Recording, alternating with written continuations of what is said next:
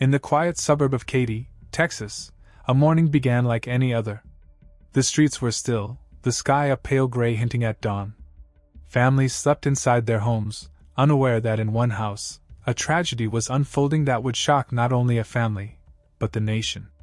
This is the story of Benjamin and Megan Elliot, twin siblings whose lives were forever changed in the early hours of September 29, 2021. Stay tuned as we uncover the events that led to a 911 call no one will ever forget. It was 4:41 a.m., an hour when most people are still deep in slumber, unaware of the world around them. In the Elliot family home, silence was broken by a voice trembling with fear. Benjamin Elliot, just 17 years old, picked up the phone and dialed 911. What he said next would send shockwaves far beyond the walls of his home. On the other end of the line, the dispatcher could hear the panic in Benjamin's voice. I just hurt my sister badly," he stammered, his words broken by gasps. "Oh my God! I thought it was a dream." Those words hung in the air, almost impossible to comprehend. Benjamin's voice was raw, filled with confusion and fear. He told the dispatcher that his parents were asleep in another part of the house. There was no one else around to help him, only the frantic thoughts racing through his mind. In his own words, he described the moment as surreal, almost like a nightmare he couldn't wake from. Within minutes, police officers arrived at the Elliot home. The quiet suburban street was suddenly alive with the arrival of first responders. Inside, they found Benjamin in a state of panic, attempting CPR on Megan, who was unresponsive. Despite his frantic efforts, she could not be saved. The weapon in question was a survival-style knife, specifically described in court as survival-style knife. Benjamin had been given the knife by his father earlier that very day. In interviews with detectives, Benjamin recalled waking, or semi-waking, in Megan's room. He said he saw the knife, panicked, removed it, and tried to stop the bleeding with a pillow. Then, overwhelmed and disoriented, he ran to his room, grabbed his phone, and made the call that would forever be etched in the family's memory. Benjamin repeatedly described the experience as feeling like a very realistic nightmare. His words during the 911 call revealed both his fear and his disbelief, as though he were trying to make sense of something impossible. The dispatcher's voice can be faintly heard in the background, instructing him to wake his parents, as faint shouts and footsteps echo through the home. This early morning call would become the first piece of evidence in a case that would captivate legal experts, sleep specialists, and the public alike. On the surface, it seemed impossible, a young man reporting he had killed his twin sister, yet insisting he believed he was dreaming. The shock of those words resonated far beyond the immediate tragedy. Neighbors would later describe the scene as hauntingly ordinary from the outside. The house looked like any other, a family home in a well-kept neighborhood. But inside, the morning unfolded in ways no one could have imagined. The line between reality and nightmare was blurred, and Benjamin Elliot found himself caught in a moment of horror that would define his life. In the days that followed, details would emerge about the knife, the sequence of events, and Benjamin's state of mind. His insistence that he thought he was dreaming would form the core of a defense that challenged traditional understanding of accountability. But on that morning, all that mattered was the immediate terror and confusion captured in his voice over the 911 line. Even before the arrival of police, the house was filled with an eerie mix of urgency and helplessness. Benjamin's calls to his parents echoed through the halls as he tried to make sense of what had just happened. The scene inside was chaotic, yet Benjamin's recounting revealed the very human instinct to try to help, even in a moment of unimaginable panic. This was not just a story of a tragic death. It was a story that questioned the boundaries of legal intent and consciousness. How could someone commit such a violent act and feel as though it were a dream? How could a single moment shatter an entire family's world? And most importantly, how would the law interpret a claim so extraordinary, so deeply tied to the complexities of the human mind? As the sun began to rise over Katy, the Elliot home stood as a silent witness to a tragedy that would unfold in courtrooms, news headlines, and scientific studies for years to come. The early morning calm of the neighborhood was forever broken, and a single 911 call became the starting point for a case that would challenge the very definitions of intent and accountability. In this story, the lines between nightmare and reality, intent and accident, are not easy to distinguish. But it all begins with that fateful call, a voice trembling with fear, a boy caught in a moment of horror, and a family forever changed. Join us as we continue this story in the next episode, where we explore the investigation that followed, the emergence of a sleepwalking defense, and the evidence that would both challenge and convict Benjamin Elliot. This is a case where nothing is as simple as it seems, and every detail matters. On the surface, the events in the Elliot home on September 29, 2021, seemed impossible to explain. A young man had fatally stabbed his twin sister, yet he insisted it wasn't intentional. Benjamin Elliot claimed he was asleep, trapped in a state between dream and reality. This was the beginning of a defense that would challenge what courts and experts understood about the human mind. Stay tuned as we explore how the sleepwalking defense emerged in this shocking case. Benjamin's claim was straightforward. He said he acted while sleepwalking. According to him, he awoke only partially, in a state where his body was active but his mind was disconnected from reality. In his words, he thought he was experiencing a vivid dream, one so real that he had no control over his movements. To support this claim, the defense brought in Dr. Gerald Simmons, a neurologist and sleep disorder specialist. Dr. Simmons conducted 2 comprehensive sleep studies on Benjamin. His findings were remarkable.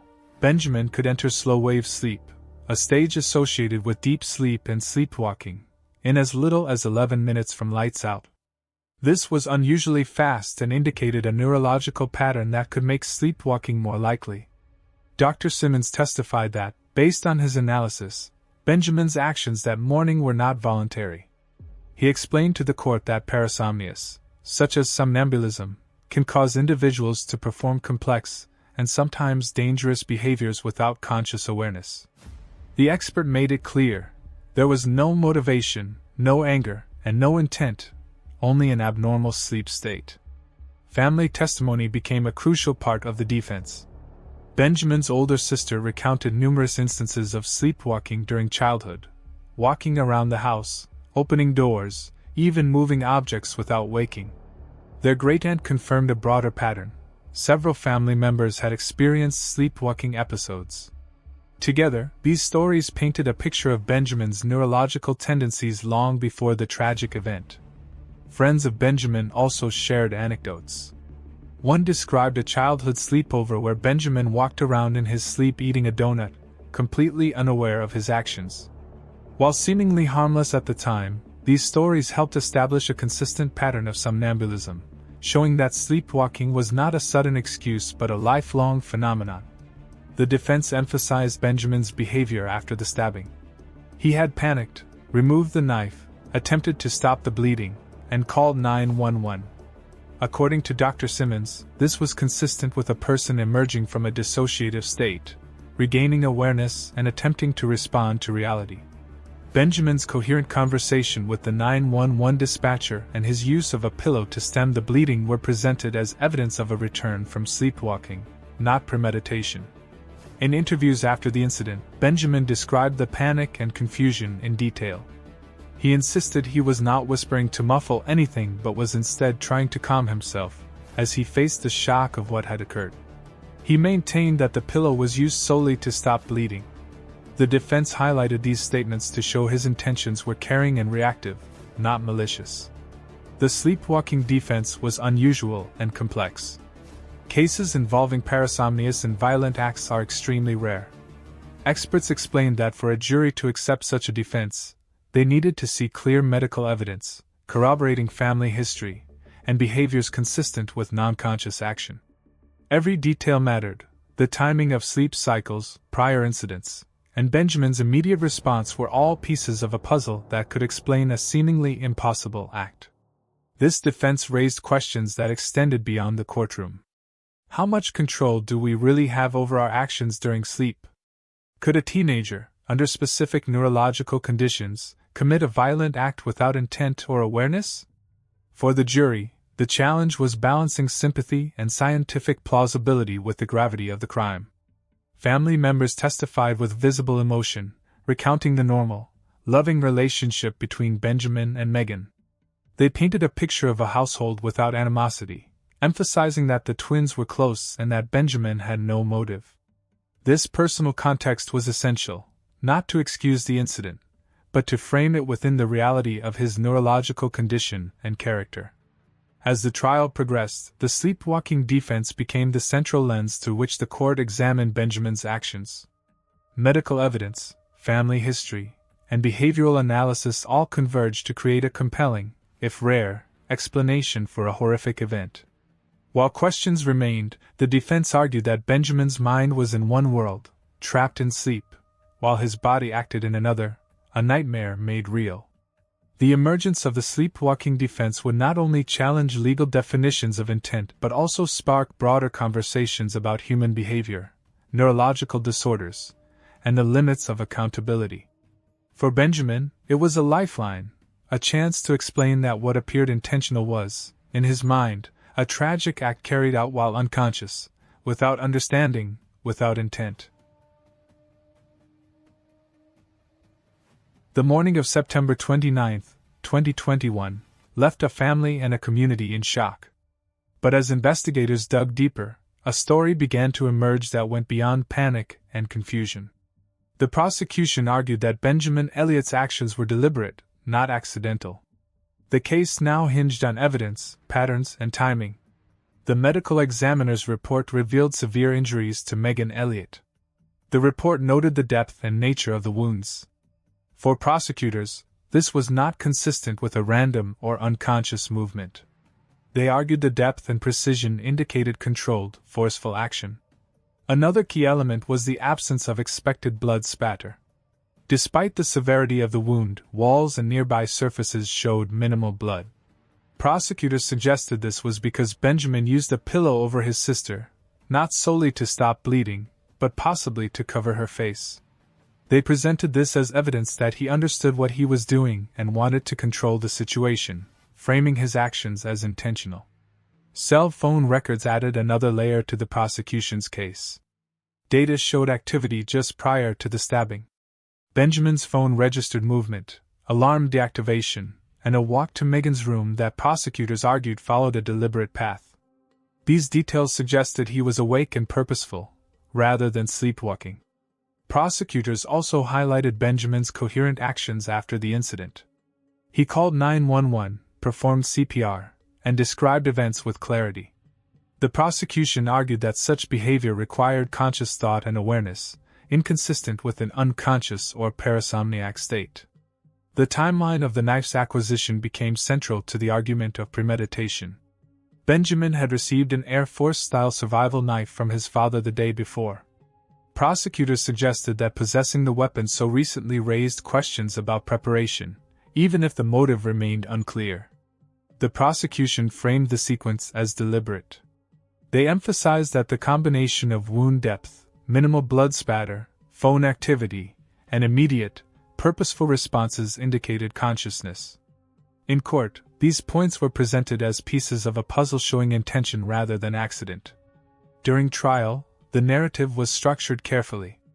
Prosecutors told the jury, the stabbing was deliberate, the weapon was accessible, and Benjamin's actions afterward demonstrated awareness. Every movement, every response was scrutinized as evidence of premeditation and conscious thought. Despite the defense's claims of sleepwalking, the prosecution maintained that scientific evidence, behavioral patterns, and timelines all pointed to a conscious act. They argued that Benjamin had the capacity to understand his actions and the consequences. The goal was clear: to convince the jury that this was not a tragic accident, but a deliberate, criminal act. After days of testimony, careful examination of evidence, and emotional arguments from both sides, the jury reached a decision. Following approximately 5 hours of deliberation, they returned a unanimous guilty verdict. Benjamin Elliot was convicted of felony murder under Texas law. The sentencing reflected the jury's struggle with the case's complexity. They requested leniency due to Benjamin's age and lack of prior criminal history. The judge ultimately sentenced him to 15 years in prison, with eligibility for parole after serving roughly half of the term. In summary, the prosecution built its case around four main pillars: the depth and precision of the wounds, the lack of blood spatter suggesting control, cell phone evidence indicating deliberate movement, and Benjamin's coherent, purposeful behavior after the stabbing. The narrative painted a picture of conscious, intentional action, challenging any claims of accident or unconsciousness. While the defense focused on sleepwalking, the prosecution emphasized patterns and context. The jury had to weigh medical evidence, family testimony, behavioral analysis, and timelines, ultimately deciding that Benjamin's actions were deliberate. This verdict marked a pivotal moment in the case, shaping the path for sentencing and future discussions about intent, responsibility, and the limits of neurological defenses. The prosecution's case did more than secure a conviction. It framed a narrative of intentional action that would become the benchmark against which the sleepwalking defense would be judged. For observers, it raised profound questions about how science, behavior, and intent intersect in the courtroom, and whether evidence can fully capture the complexity of human consciousness. The trial of Benjamin Elliot was not just a question of guilt or innocence. It was a case that challenged the boundaries of law, science, and human understanding. From the moment evidence was presented, jurors faced a decision far more complex than any typical courtroom drama. Stay with us as we explore why this case left even trained legal minds searching for clarity. One of the first challenges for the jury was motive, or rather, the lack of one. Benjamin and Megan Elliot were twins described by family and friends as close, with no history of conflict. There was no apparent reason for Benjamin to harm his sister, and this absence of motive complicated the prosecution's narrative of deliberate action. The second complication was the rarity of the sleepwalking defense itself. While parasomnias are documented, violent acts during sleep are extremely uncommon. Jurors were asked to consider a state of consciousness that many could not personally relate to, actions performed while the mind is effectively offline, yet the body moves with intent. Public attention added another layer of pressure. Media coverage, including a feature on CBS's 48 Hours, brought national scrutiny to the trial. Jurors were aware that this case was being watched beyond the courtroom walls, increasing the weight of every decision. This combination of factors, no clear motive, an uncommon defense, and public attention, created legal ambiguity. Jurors had to weigh scientific testimony against forensic evidence, and emotional appeals against logical patterns. Every point could be interpreted in multiple ways, forcing them to confront uncertainty at every turn. Emotional complexity further complicated the jury's task. Benjamin's immediate reaction after the stabbing, panicked, attempting to stop the bleeding, calling 911, could be seen as either genuine remorse or carefully calculated behavior.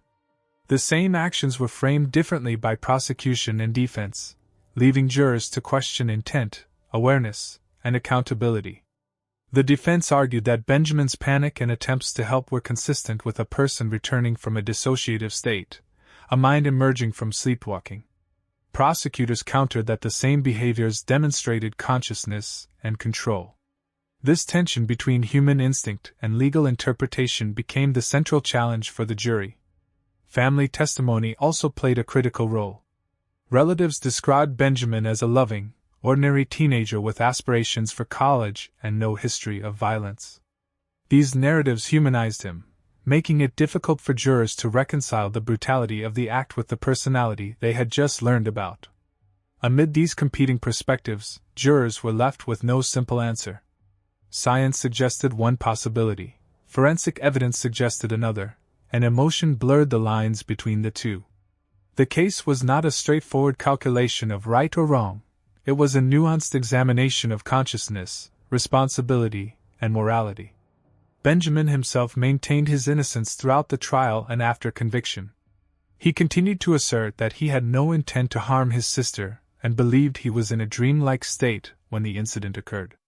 His legal team argued that his personal history and sleep studies offered credible scientific support for this claim. The jury's struggle was reflected in their sentencing recommendation. While they ultimately found him guilty of felony murder, they asked the judge for leniency due to his age and lack of prior criminal history. The request suggested they recognize the complexity of the case, balancing justice with empathy for a teenager facing extraordinary circumstances.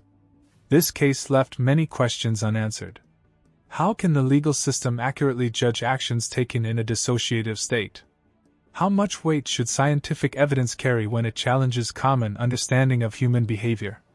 And perhaps most importantly, how do we reconcile legal accountability with the unpredictable nature of the human mind? For Benjamin Elliot, the story did not end with the verdict. He plans to appeal, challenging the interpretation of his actions and the court's assessment of his neurological state. The case continues to raise critical questions about sleep disorders, human behavior, and the limits of legal responsibility. Ultimately, the jury's confusion highlights the complexity of human consciousness. In this case, nothing was purely black or white. Every piece of evidence, every testimony, and every action could be interpreted in multiple ways. The Elliot case forced jurors, and all of us watching, to confront the uneasy intersection of law, science, and human morality. The Elliot case left a mark that went far beyond a single crime. It was a tragedy that questioned the very nature of human behavior, consciousness, and responsibility.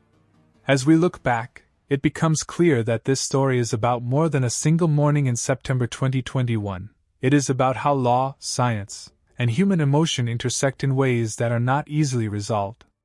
Before the incident, Benjamin Elliot was an ordinary teenager with dreams, plans, and close family bonds.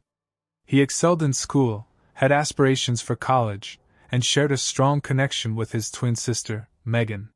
Friends and family described him as responsible, kind, and dedicated. These details became essential in understanding the human side of the case, a teenager navigating complex feelings, relationships, and a sudden, tragic event.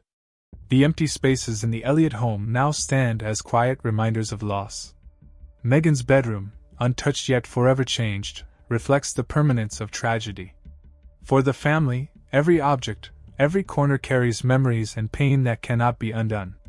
At the heart of this case lies a difficult question: how much control do we truly have over our actions when our brain is in a dissociative state? Sleepwalking, or parasomnia, is a recognized phenomenon, but violent acts performed during sleep are exceptionally rare. The science raises profound questions about intent and responsibility. Can someone commit a harmful act while unaware, and if so, how should the law respond? Benjamin's legal outcome reflected this tension. Convicted of felony murder, he was sentenced to 15 years in prison, with eligibility for parole after serving roughly half of his sentence. He could potentially be released in his late 20s, facing the challenge of rebuilding a life shadowed by tragedy and public attention. For the Elliot family, the loss is immeasurable. Megan's life was cut short, and the family must navigate grief while witnessing Benjamin's incarceration. Their story is a complex web of sorrow, love, and the struggle to understand a situation that defies simple explanation. Every day is a reminder of what was lost, and every decision in court or in parole hearings carries heavy emotional weight. Beyond the family, the case has broader societal implications. It has raised public awareness about parasomnia and the rare possibility of unconscious violent acts. Experts and legal professionals continue to debate how much weight neurological evidence should carry in court, and whether the justice system is equipped to handle cases where intent and consciousness are ambiguous.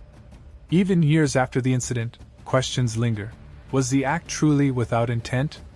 Could the court have accounted for neurological conditions more effectively? How should society balance justice for the victim with fairness for the individual whose mind may have been partially disconnected from reality? These are not questions with simple answers, and they underscore the tension between human compassion, scientific insight, and the rigid structures of law. Benjamin continues to maintain his innocence in the sense that he never intended to harm Megan. He has expressed frustration at how the justice system interpreted his behavior, and his legal team has pursued appeals based on the sleepwalking defense. While such appeals face steep challenges, They keep alive the conversation about the limits of human control and the interpretation of consciousness in the legal system. Ultimately, the Elliot case forces us to confront uncomfortable truths. Human behavior can be unpredictable, neurological phenomena can complicate the notion of intent, and justice is rarely simple. It challenges us to question whether current legal frameworks are sufficient to address the nuances of the human mind, and whether empathy and science can coexist with accountability in meaningful ways. This is not a story with a neatly tied ending. It is a story of grief, scientific inquiry, and the limits of legal interpretation. It is a reminder that even in the most tragic and clear-cut events, complexity persists. For the Elliot family, for Benjamin, and for society, the questions raised by this case will continue to resonate for years to come. If you want to explore more cases that challenge our understanding of crime, human behavior, and justice, make sure to subscribe and turn on notifications. We'll continue to uncover stories that are tragic, puzzling, and deeply human, stories that make us question what we think we know about accountability, intent, and the mind.